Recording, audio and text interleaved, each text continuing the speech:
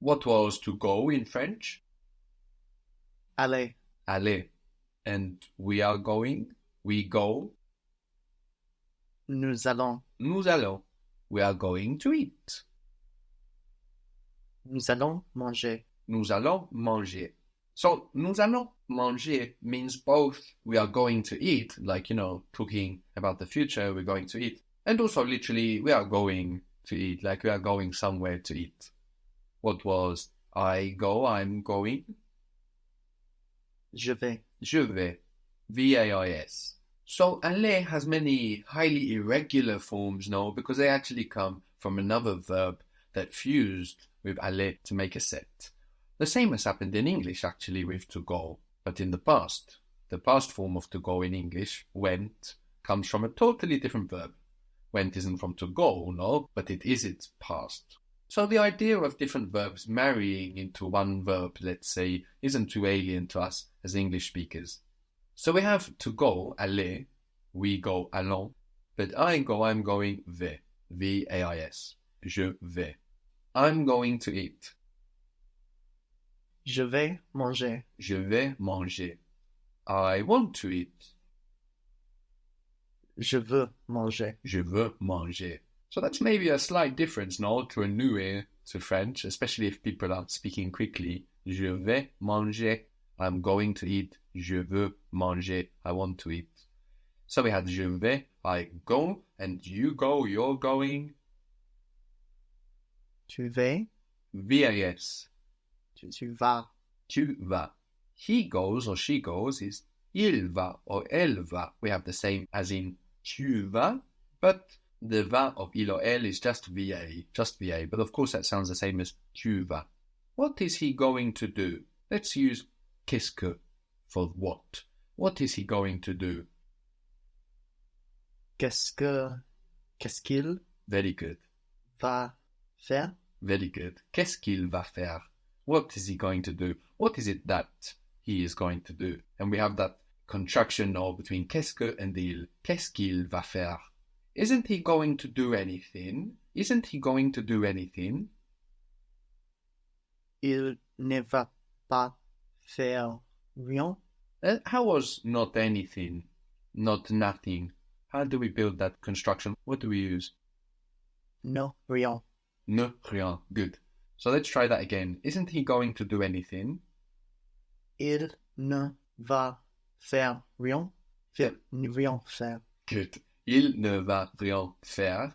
No. So in French we say he isn't going anything to do. No, because we have ne and rien, which is our negation of anything.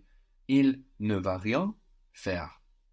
So I go, I'm going is je vais. You go, you're going. Tu vas. And he or she goes or is going, il va, elle va. So we've seen how in French we can talk about the future using the present tense, no? Either with the present of a verb and some future context, like je le fais demain, ce soir, no? I'm doing it tomorrow or tonight. Or we can use the verb to go, aller, to go into the future. We can also use the present to talk about the past in French. Again, in much the same way as we do in English. What was the word for I in French? I? Je. I have in French is j'ai. This is spelled J apostrophe A-I.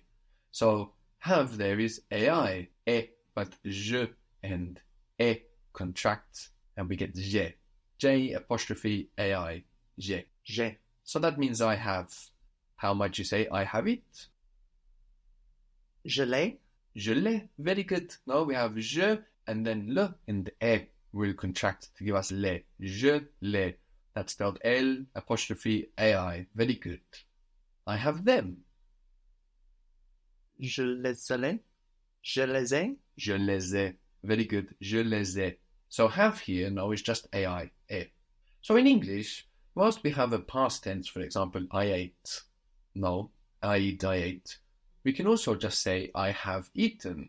And the same goes for French. And in French, it's actually much more common to say, I have eaten than I ate.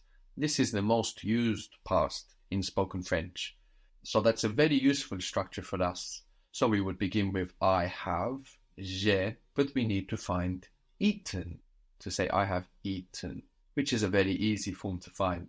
For ER verbs, we remove our ER ending to get this form like eaten from manger, and we put an E with an accent to make us hear that E on the end, and we get manger. So it sounds the same as the to verb, manger, to eat, with the ER ending, and then manger with an E with a written accent, meaning eaten, but sounding exactly like to eat, manger. So, I have eaten. J'ai mangé. J'ai mangé. So this manger is spelled M-A-N-G-E, and that E has the accent on the top, the one that goes down from right to left. J'ai mangé. I have eaten. I haven't eaten. Je n'ai pas mangé. Je n'ai pas mangé. Very good. So ne is ne and e, have, contracting. Je n'ai and apostrophe ai, pas mangé. Je n'ai pas mangé. What was the word for again? Like when we ask for another song? Encore. Encore. Good. Pas encore or pas encore. Here we have an optional but very common liaison. Pas encore we can use for not yet. Literally not again, no? Pas encore, meaning not yet. And pas encore combines with ne. So if you wanted to say, I haven't eaten yet, how might that be? I haven't eaten yet. I haven't yet eaten. Je n'ai pas encore mangé. Perfect. Je n'ai pas encore mangé. Je n'ai pas encore mangé.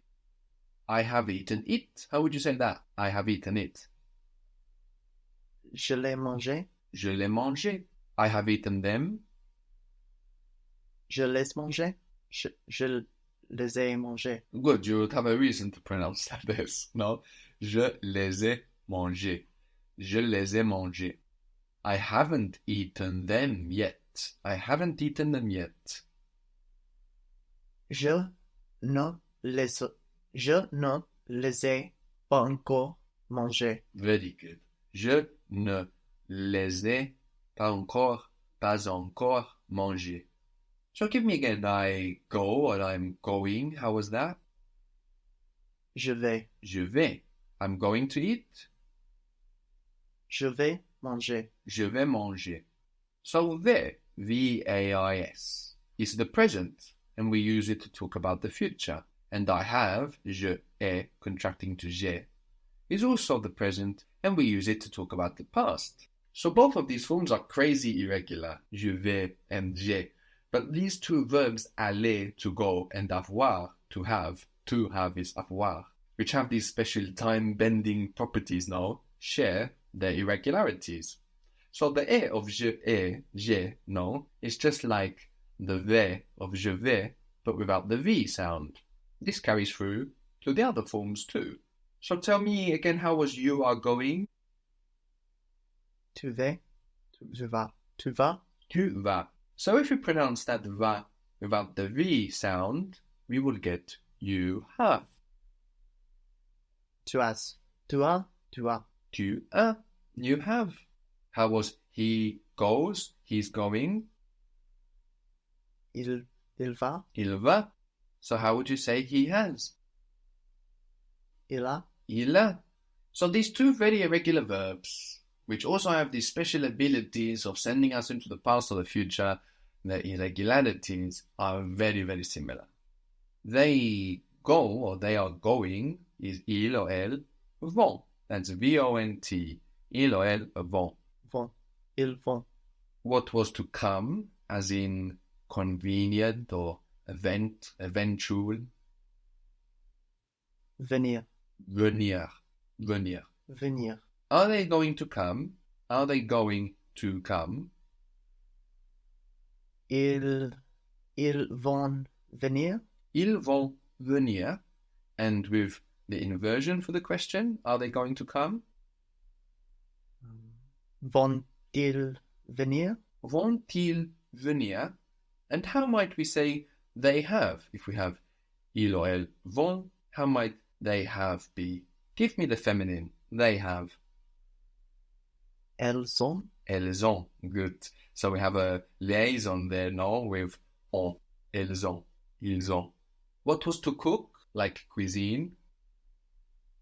cuisiné, Cuisiner. Cooked. As in I have, you have cooked, he has cooked. How would cooked be?